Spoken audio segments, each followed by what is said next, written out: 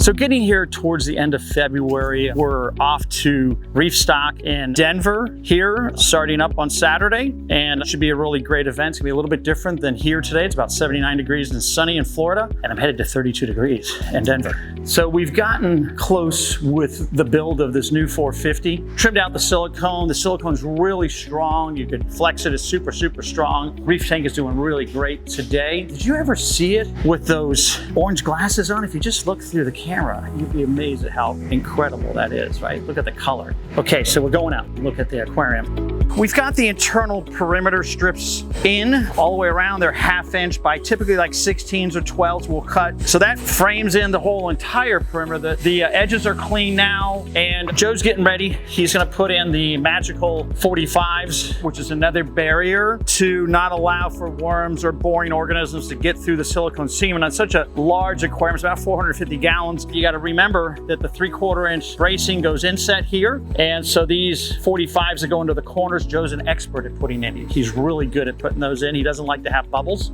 And then next week we'll put the braces on it.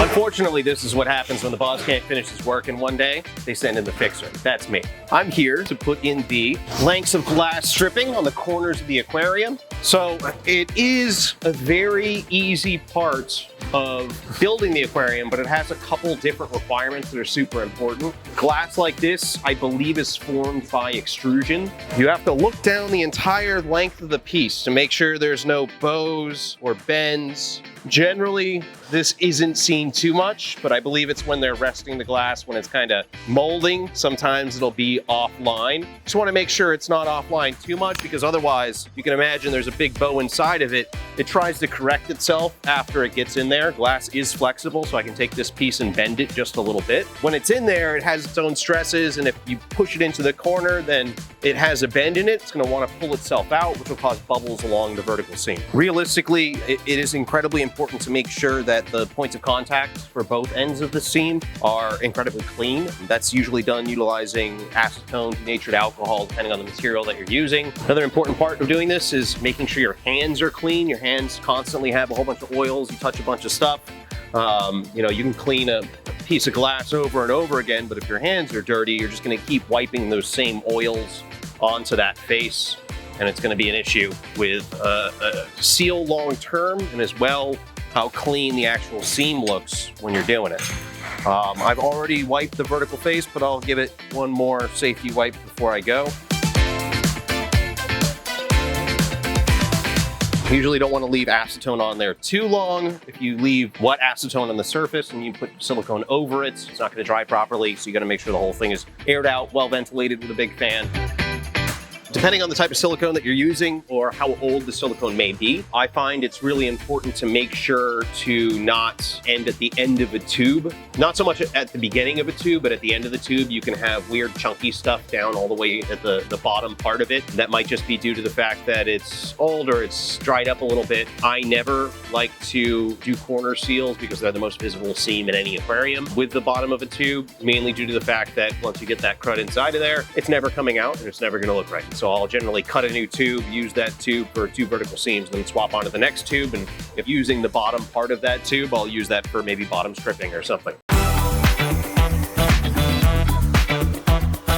So knowing where to cut the tube is incredibly important as well for when you're doing corner seams. You want to have a relatively good angle on it. You don't want it to be 45. You want it to be more like 30 degrees off. And then the smoothness of that cut as well adjusts how smooth that silicone is going to go in the corner. Realistically, one of the more important things that I do when trying to fill the corner before applying a glass corner strip is to ensure that there are no bubbles against that seam. So you have a seam like this that you're filling silicone into it. You can lay a bead on top, but then there's going to be a long string of bubble that goes all the way down to the bottom. You don't want that because then you're going to have to try to work it out. I find a lot of that bubble comes from if you cut this tip incorrectly or if you're laying the bead wrong, that you don't want it too thick, so you don't want to drop all the way down because then you're going to have a hard time filling in that corner.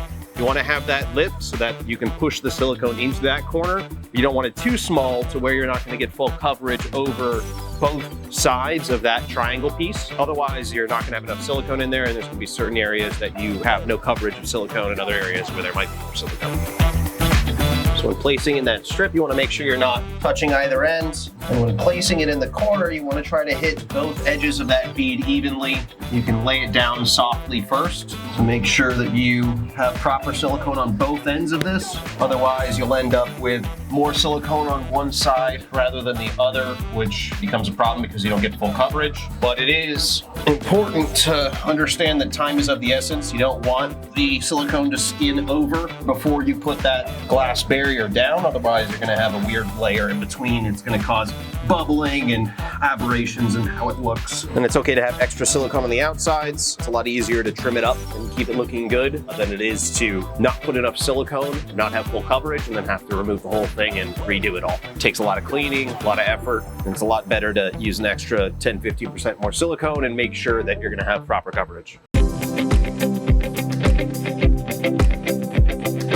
So on our aquariums, the back of the aquarium is usually filled in by a limestone split face tile pattern. This is something that is super common in South Florida because quite basically all of our bedrock is made of limestone. So I'm not sure about availability in other areas, but it's a very porous space that ends up turning into live rock because it used to be a coral reef. So it's a really great material to use because you can plant corals on it. All of our aquariums generally, depending on if they're glass or what the client wants, come with a split face limestone backing, which means that the front strips are generally a lot more important to have. Pay really close attention to how they look. You don't want any bubbles. The back strips generally get covered over by stone, so nobody's going to see them. It's okay to have a couple little bubbles inside of there, but realistically, they really double the length of seam. If you look from that top edge, it doubles that length of seam that you would normally have on an aquarium. Provides a really significant amount of armor over those seams, just in case you get somebody that gets a little overzealous with a scraper blade on a magnet, and really ensures that these aquariums are going to last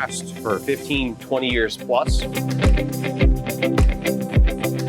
This one is looking really good. Sometimes you'll have a bubble on the inside, or it'll be sucking air in there. The easiest thing to do in those situations is push extra, get the bubble out, and then use your thumb to wipe over that. Generally happens because there's not enough silicone and it's trying to pull silicone back into the seam. But if there's no silicone, it's going to pull air back into the seam. So it is something to where after you put it in, you want to watch it for another 2-3 minutes, make sure it doesn't start sucking air in, because this is the time to correct it. Otherwise, you're going to have something that you're going to have to live with for the rest of your aquarium's life in terms of extra air inside of the seam. I hope you guys have learned a little bit about how we build our aquariums. I'm happy to answer any questions that you guys may have in the comments. So give us your questions and we'll do our best to answer them in the best way that we can. Remember to like, subscribe, and we'll see you next week.